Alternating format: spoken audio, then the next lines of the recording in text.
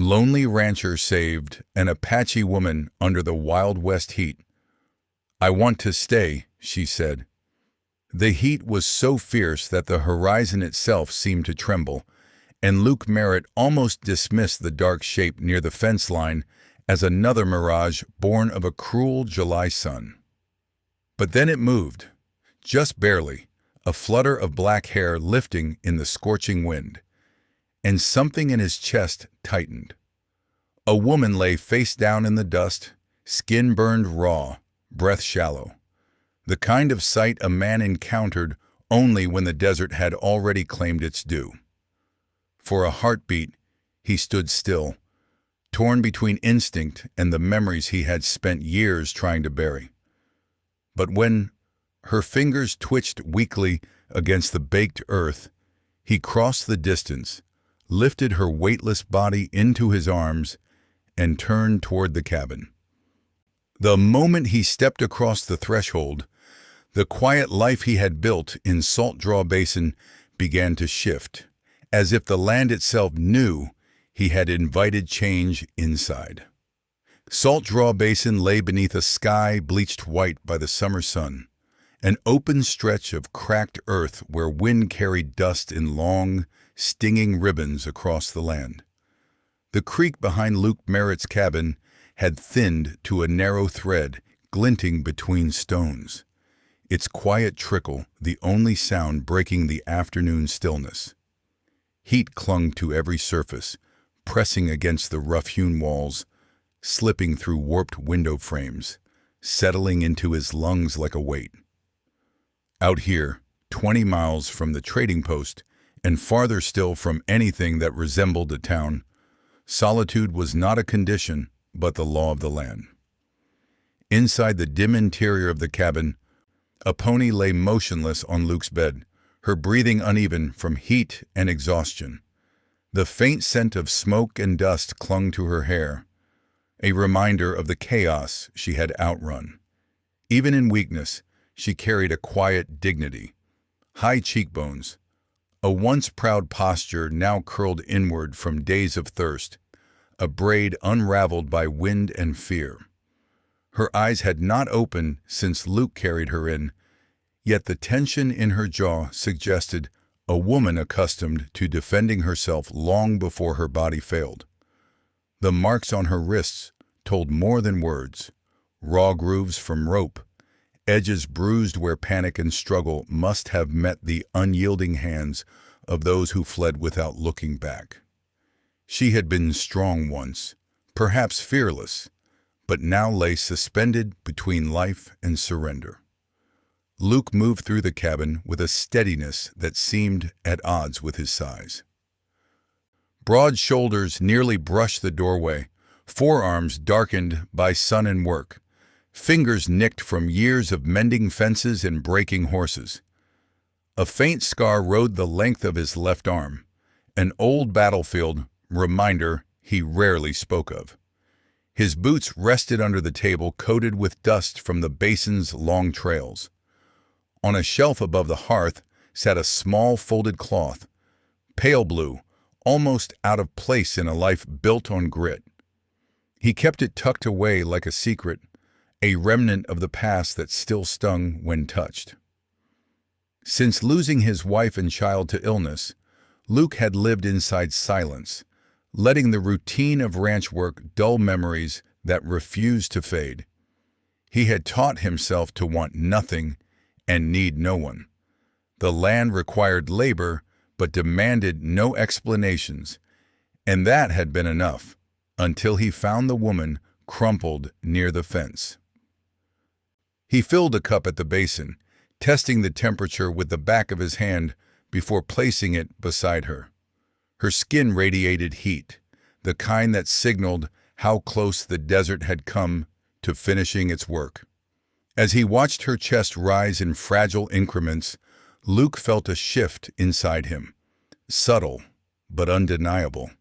He didn't know her story, didn't even know her name, yet the sight of her fighting for breath stirred something he hadn't allowed himself to feel in years, a pull toward another human being, one he wasn't sure he had the right to answer.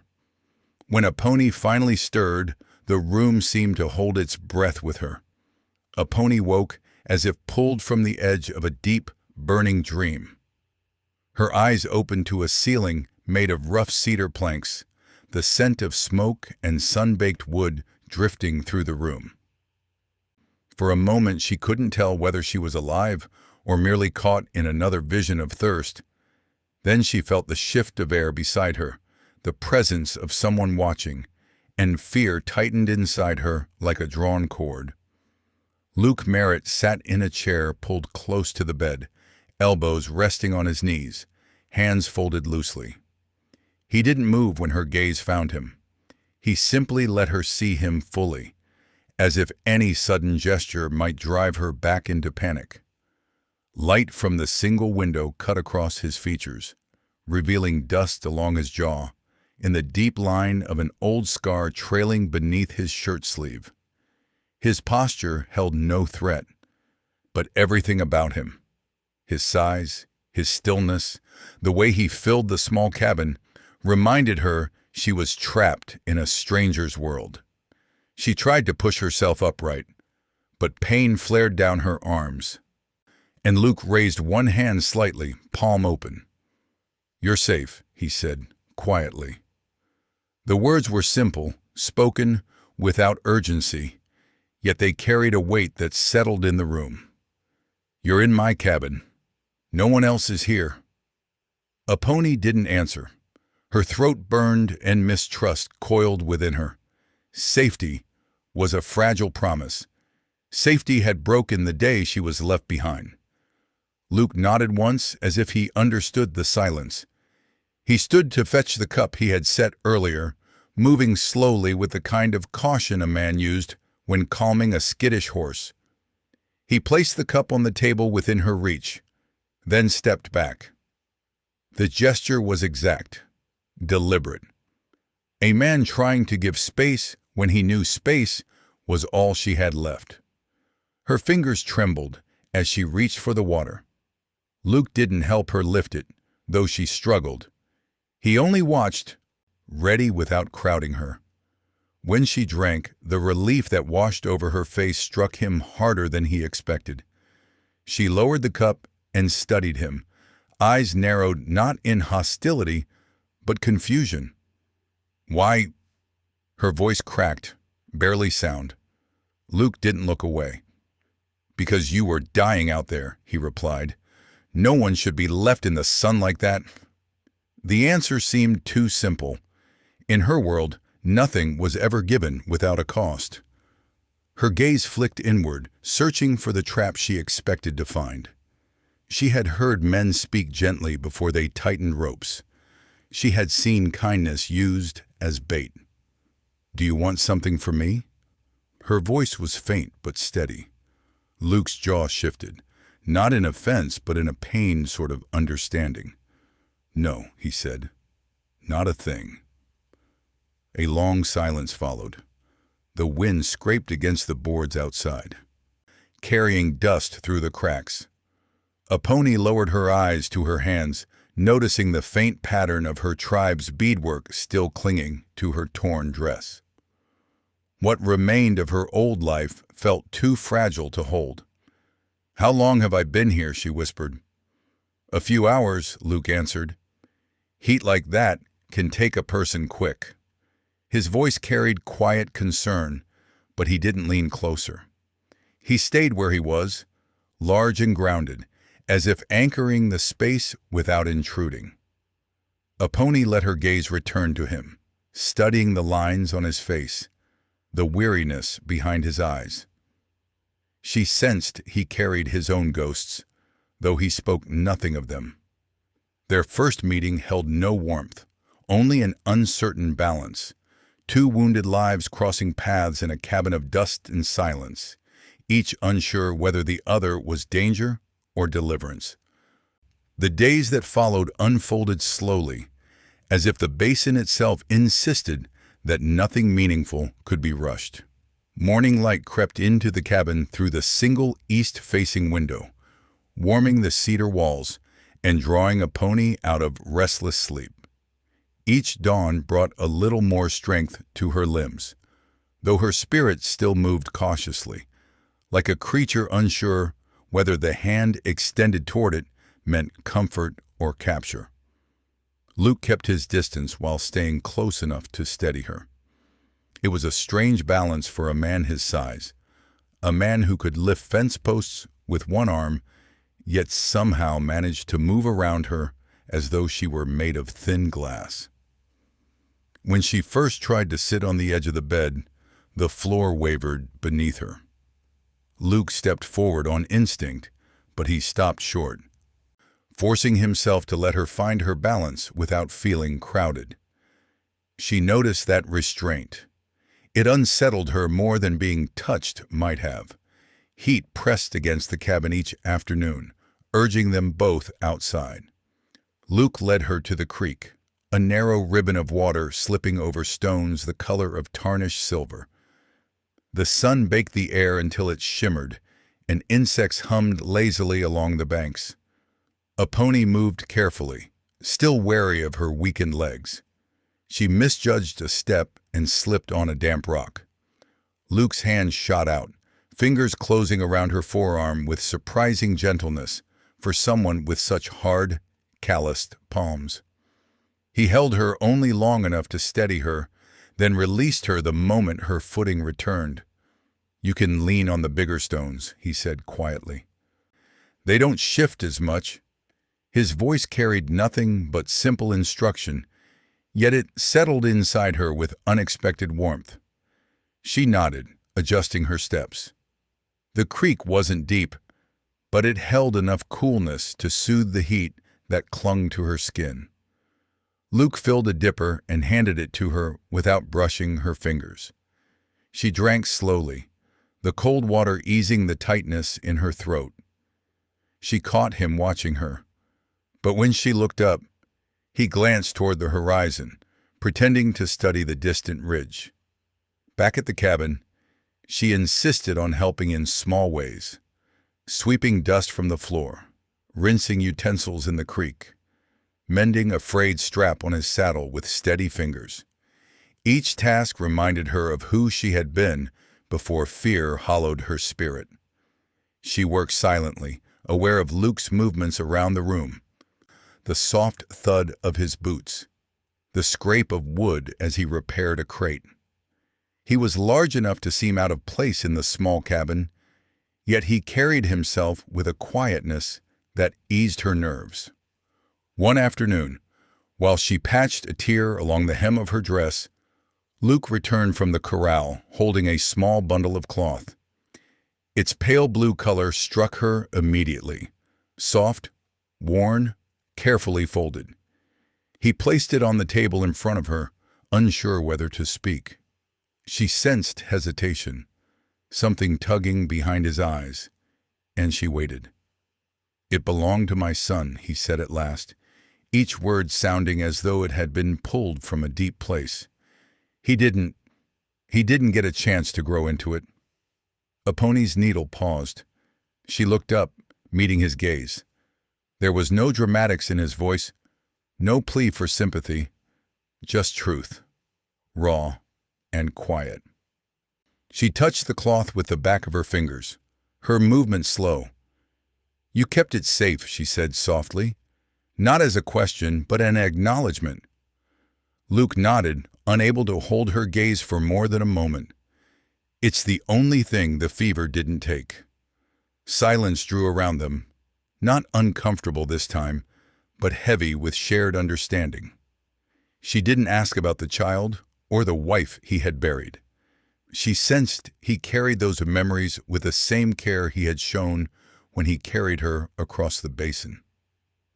Later, when she stepped outside to breathe the cooling dusk air, she found Luke repairing a section of fence near the cabin. Sweat clung to his back. The fading light caught the muscles along his arms as he raised the hammer. Aponi watched the deliberate rhythm of his work. The strength she had once feared now appeared different, steady, dependable, more protective than dangerous. When he noticed her, he lowered the tool. "You shouldn't stand too long in the heat," she replied. "I don't feel weak today." He studied her stance, the slight but real improvement in how she held her shoulders. For the first time since he found her, he allowed himself a small smile. It was brief, almost shy, but it transformed his entire face. Aponi felt something shift inside herself, a memory of hope, faint but unmistakable. As the sky darkened, they stood a few steps apart, watching the last light leave the rim of the basin. Neither spoke. Words felt fragile compared to the quiet bond forming between them, built not through grand gestures, but through small, careful acts. His restraint, her resilience, the way they reached for the same dipper, at the creek and both paused, letting the moment breathe. Aponi still didn't trust the world, but she trusted the space between them. And Luke, who had long ago accepted loneliness as his lot, found himself listening for the soft sound of her movement inside the cabin, drawn to a presence he hadn't known he needed until she arrived half dead in the dust. By the end of the week, Aponi could walk without leaning on the cabin wall, though her steps still carried the memory of exhaustion. The pantry was nearly empty, and Luke knew he couldn't delay a trip to the trading post any longer. Dawn had barely broken when he saddled the gelding and turned to find Aponi already prepared, her braid tied neatly, her chin lifted with quiet resolve. "You don't have to come," he said, though part of him was relieved by her decision. "I don't want to hide," she replied. "Not anymore." The ride into the valley cut across shimmering heat waves and long stretches of bare land. Dust clung to their clothes, and the air tasted of metal and sunburnt grass. The trading post sat like a stubborn outcrop of civilization in the middle of nowhere. One long building, a corral, a water trough, and a few horses tethered in the shade. As they approached, Aponi felt dozens of unseen eyes turned toward her. She had known the stares of her own wounded people, the rejection of those who fled in terror, but the way the settlers looked at her held a different edge. Curiosity sharpened into something darker. Inside Edwin Pike's store, the smell of kerosene and grain wrapped around them. Shelves lined the walls, stocked with flour sacks, tins of coffee, bolts of rough cloth, and boxes of nails. Pike's spectacles glinted as he glanced up. He gave Luke a curt nod before his gaze slid to Aponi, lingering an instant too long. Not hostile, but not welcoming. Just wary, as if unsure what to make of this Apache woman standing upright instead of lying in the dirt where some men believed she belonged. Luke didn't let the pause stretch. "Flour, coffee, thread," he said, in that quiet, controlled voice of his. Before Pike could measure anything, the door swung open with a clang. Roy Mathers and Clay Turlow stepped inside, trailing the sharp smell of whiskey and sweat. Their boots struck the floorboards with more force than necessary, the kind of stride meant to announce themselves. Roy's eyes landed on Aponi first, widening with interest. Clay's grin spread slow and sour. "Well, hell," Clay drawled.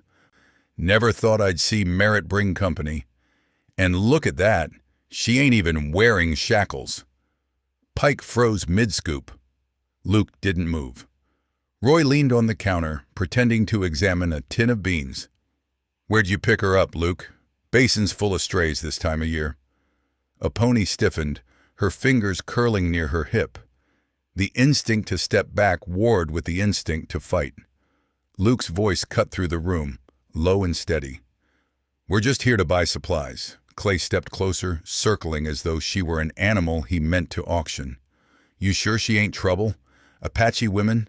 They got fire in 'em, hard to keep tame." Aponi's breath hitched. She understood just enough of his words to feel the insult. Luke's hand shifted to the counter, knuckles white. Leave it. Clay ignored him. He reached out, fingertips aiming for a loose strand of Aponi's hair. Luke's hand snapped around his wrist so fast the room seemed to contract around the movement. Clay froze, mouth hanging open in shock as Luke's grip tightened. Not enough to break bone, but enough to make every man in the store understand how easily it could happen. "You don't touch her," Luke said, voice soft as dust. "Ever." Something in his tone, quiet, controlled, dangerous, forced Clay to yank his hand back. Roy stepped up as though he meant to intervene, but the look Luke gave him stopped him dead. For a long moment the air felt like a rope drawn taut between them. Then Pike cleared his throat, rattling the tension just enough for the men to back off, muttering under their breath as they slunk out the door. Aponi didn't speak until they were outside again. The sun beat down mercilessly, but it felt cooler than the words she could not say. She glanced at Luke, expecting anger or impatience, but he only looked steady, as if he had done nothing unusual. "They would have hurt me," she said quietly. His answer came without hesitation. "Not while I'm breathing." The ride back was silent, but not empty. Something had shifted. Aponi's limbs still felt weak, but her spirit, crushed under the chaos of her tribe's flight, began to find a fragile footing. That night, after Luke finished tending the horse, he noticed footprints near the edge of the property. More than one set, fresh. The kind made by men who didn't care to conceal their approach. He studied them without speaking of it to Aponi. She had already endured enough fear. But the men who had followed them from the trading post didn't wait long. Close to midnight, the knock came, sharp, careless, far too bold to belong to anyone seeking help. Luke opened the door only a crack. 3 figures stood outside: Macklin Dyer, Owen Buckridge, and a third man whose name Luke didn't know, all reeking of whiskey and self-assured cruelty. "Merritt," Macklin slurred, grinning. "We heard you got yourself a little prize. Thought we'd say hello." Luke stepped fully into the doorway, blocking the cabin behind him. "You said hello in town?" "That was different," Owen muttered. "Town's got rules. Out here," his gaze slid past Luke's shoulder, "no rules at all."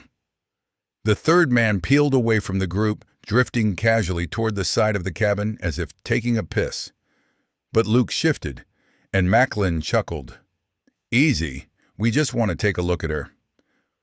"Ain't often an Apache shows up this close." "She's not yours to look at," Luke said. Macklin tilted his head. "Then whose is she?" Luke didn't answer with words. He stepped forward, blocking the entire porch, and grabbed Macklin by the shirt with such controlled force that the man's boots scraped across the boards. The other 2 lunged, but Luke released Macklin and swung, catching one with a blow that sent him staggering into the dirt. The third reached for a knife. Luke slammed him into the wall before he could open the blade. Dust rose in clouds. The night held its breath. When it was over, none of the men lay dead, but all of them knew they had crossed into a place they shouldn't have. Luke stood above them, chest heaving, jaw clenched hard enough to crack. The quiet around him felt heavier than violence itself. Aponi had opened the door just enough to see him, the lamplight framing her silhouette. Their eyes met across the distance. She saw not cruelty, but conviction, not rage, but the absolute certainty that he would not let the world break her again. And Luke, looking back at the woman who had come into his life on the edge of death, realized the warning bells inside him had fallen silent. Protecting her no longer felt like a burden. It felt like truth. Silence settled hard over Salt Draw Basin after the men disappeared into the dark. Dust from the scuffle still hung in the air, drifting slowly back to earth as if reluctant to leave the space between Aponi and Luke.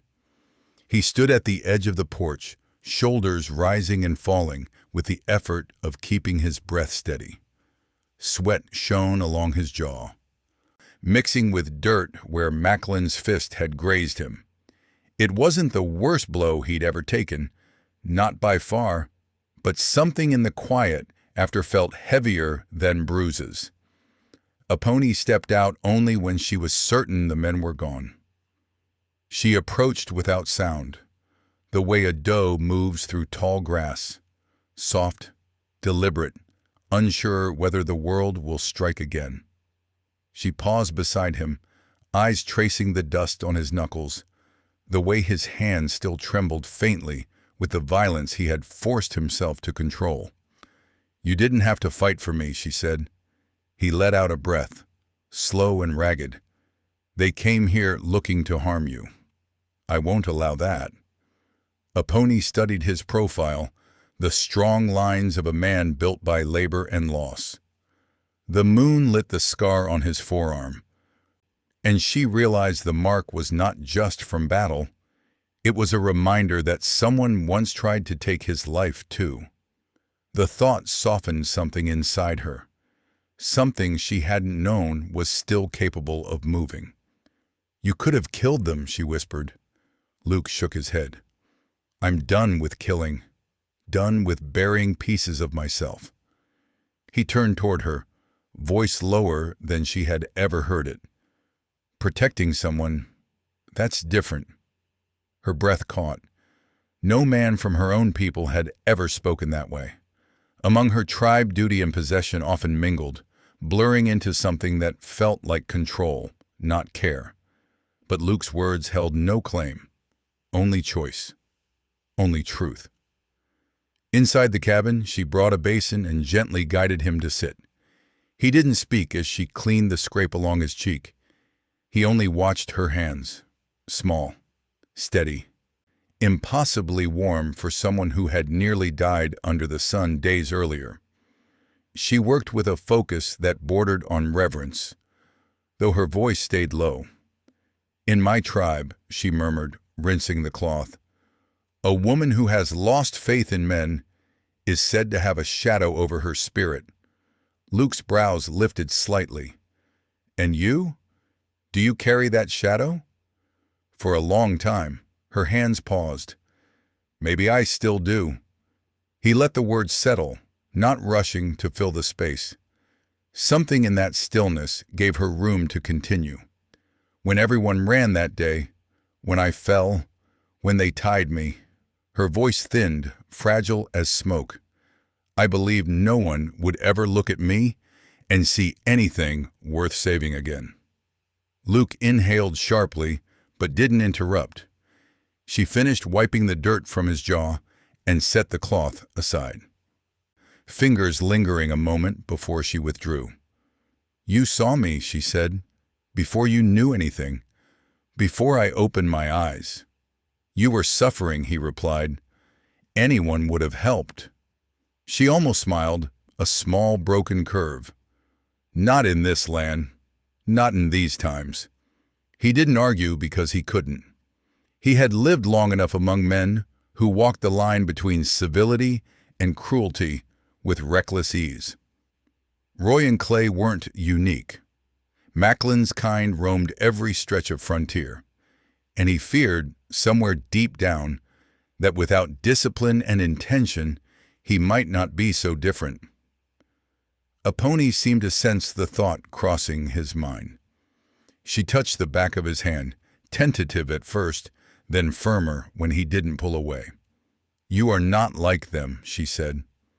Luke stared at their joined hands, her skin warm against his, her pulse racing just beneath the surface. No one had touched him like that since before the fever stole his family. The memory tightened his chest, but he didn't move. "You don't know everything about me," he said quietly. "Then tell me." The request wasn't a demand. It was an offering. Luke exhaled, long and weary. My wife died after our son caught the fever. He didn't make it. She lasted a little longer. After that, I couldn't stay where they'd been. Couldn't carry their ghost through every room, every sunrise. Aponi's fingers curled gently around his. So you came here to forget. Or to be forgotten, he admitted. Whichever came first. A long pause settled. The wind brushed through the cottonwoods near the creek, leaves whispering like distant footsteps. Aponi sat beside him on the narrow bench, close enough that their shoulders nearly touched. I thought I would die alone, she said. I thought the desert would take me, and no one would remember my name. Luke turned to her. I remember it now. Her breath shivered at the simple words. For the first time since she arrived, Luke allowed himself to look at her without restraint, at the quiet strength returning to her eyes, the resilience beneath her scars, the way she sat upright despite days of fear. And Aponi, meeting his gaze fully, saw a man not afraid of her brokenness because he carried his own. The basin outside remained dark and silent, but inside the cabin, something shifted. A fragile trust forming between two people who had lost nearly everything except the ability to feel the faint pull of hope again. When Aponi finally rose to extinguish the lantern, Luke caught her hand, not to hold her back, but to thank her in the only way he knew how. You're safe here, he said softly. This time she believed him. Morning crept quietly over Salt Draw Basin, painting the cracked earth in soft amber light. The night's heat had barely lifted, but the air carried a gentler promise than the evenings before. Aponi stepped outside the cabin, her bare feet stirring thin spirals of dust as she moved toward the stretch of land behind the corral. Luke followed a moment later, boots thudding softly, stopping beside her without a word. Before them lay a patch of earth that had once been burned dry by the sun. Weeks earlier, when Aponi first arrived half dead under that same relentless heat, nothing had grown here. But now, scattered among the rough soil, a few thin blades of green pushed through, fragile, trembling, stubborn in their refusal to die. Aponi knelt and touched one of the new shoots, her fingers brushing the tender growth as though afraid it might collapse under her hand. She did not speak, but Luke saw something shift in her expression, an astonished softness, a recognition of her own reflection in that thin, determined line of green. You don't see it at first, he said quietly beside her. Life coming back. She looked up at him. But it does. Luke nodded, though he wasn't sure if she meant the land or the two of them. The morning breeze stirred her braid, carrying the faint scent of sagebrush and dust. For the first time, she didn't flinch when he stepped close enough that their shoulders touched. Their silence felt different now, no longer heavy with fear or uncertainty, but full, like something waiting to be named. She glanced toward the ridge where the sun was rising. When I fell in the basin, she murmured, I thought that was the end. I thought the earth had decided I had nothing more to give. Luke's jaw tightened. The earth was wrong. A small, almost shy smile curved her lips. It was the first smile he had seen from her, and it struck him harder than the fiercest summer heat. She rose, dusting her hands, her eyes lingering on the growing patch of green as though it were a promise she was still learning to trust. Luke hesitated before speaking again, rare for him, a man used to keeping words buried. You know, he paused, searching for steady ground. You don't have to decide anything today, or tomorrow. This place, it's yours as long as you want it to be. Aponi turned fully toward him now, studying the man who had stepped between her and death more than once, who carried loss with the gentleness of someone afraid to break what he held. For a heartbeat, she saw the life he never expected to have again, the one he'd once built and buried. And she saw a place for herself beside him in the spaces he hadn't realized were still empty. "I'm not leaving," she said, voice firm but warm. "Not because I owe you, not because I'm afraid. I'm staying because—" Her gaze drifted to the patch of land behind them. "Because even here, something can grow." Luke's shoulders loosened. The breath he didn't know he'd been holding eased from his chest. He didn't reach for her, but she stepped closer on her own, her hand brushing his. He let his fingers turn and meet hers gently, their palms fitting with a quiet inevitability neither dared speak aloud. Beyond them, the basin stretched wide and empty, but it no longer felt like a world meant for one. Aponi listened to the wind sweeping across the dusty plain. She knew the future would not be simple. Hard seasons would come, storms would rise from the desert, troubles would follow from both her people and his, but they would not face them alone. And as the sun climbed higher over Salt Draw Basin, its light falling across the stubborn patch of green at their feet, it was clear that the land had begun to bloom again, just as they had.